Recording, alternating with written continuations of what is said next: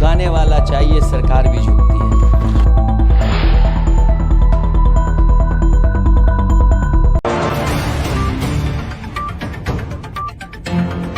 वो नारा दिया कि झुकाने वाला चाहिए, सरकार भी झुकती है। और सरकारों को झुकाना भी नौजवानों को आता है।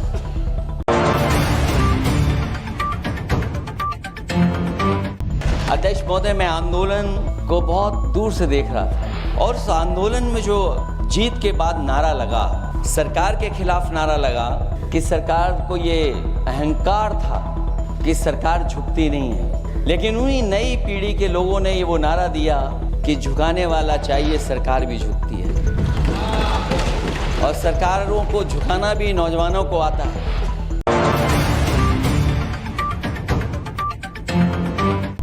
सरकार झुकी और स्वीकार किया उन्होंने।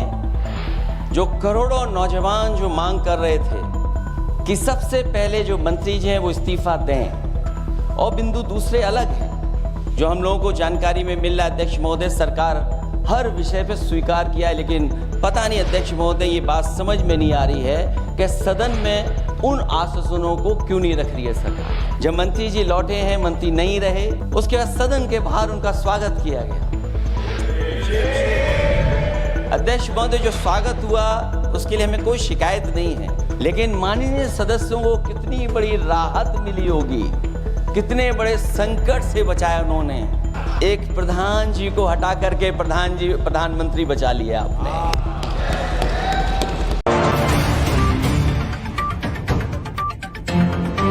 ऐसा अध्यक्ष महोदय आंदोलन किसी ने नहीं देखा जिस आंदोलन में नई पीढ़ी के लोग, कम उम्र के लोग निकल करके आ गए। और जो नारे दिए गए, ये सरकार पिछले कई वर्षों से नकारात्मक प्रचार पर टिकी हुई थी, नकारात्मक राजनीति करती थी और न जाने कितने हजार करोड़ रुपए खर्च किए होंगे सरकार ने नकारात्मक राजनीति के लिए।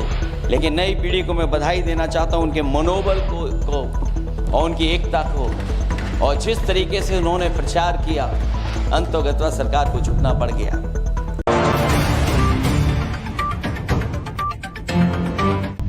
भाजपा वचन नहीं देती, जुमला देती है।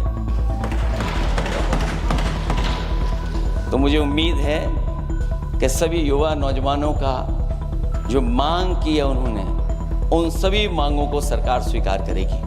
और सरकार ये भी स्वीकार कर लिया होगा कि कोई दल मजाक में बना तो कितनी बड़ा दल बन गया। जो कोई चीज मजाक से शुरू हुई वो कितना सीरियस हो गई, और इतना सीरियस हुई कि हमारी सरकार लोकतांत्रिक हो गई कि जो उनको धरने पे बैठने दिया। सरकार लोकतांत्रिक थी कि उन्हें धरने पर बैठने दिया।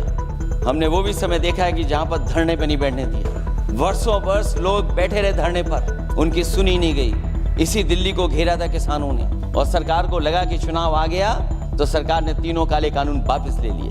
जब सरकार घबरा जाती है, डर जाती है, तो सरकार स्वीकार कर लेती है। इसीलिए वो नारा मुझे अक्सर याद आता है कि झुकाने वाला चाहिए, सरकार भी झुकती है।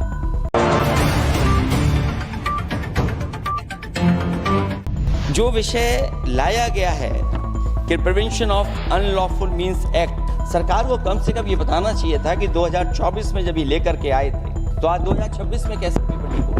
और केवल गिनती के 1-2 पेपर लीक नहीं हुए, ये ऐसा आंदोलन रहा जिसमें माँ बाप और नई पीढ़ी के लोग सब जुड़ गए। अगर हम ये माने कि 20 लाख बच्चों ने परीक्षा लिखी थी और उनके घर परिवार के सदस्यों को हम उसमें जोड़ दें, दादा दादी, माँ बाप और परिवार का कोई सदस्य, तो 5 लोग प्रभावित थे।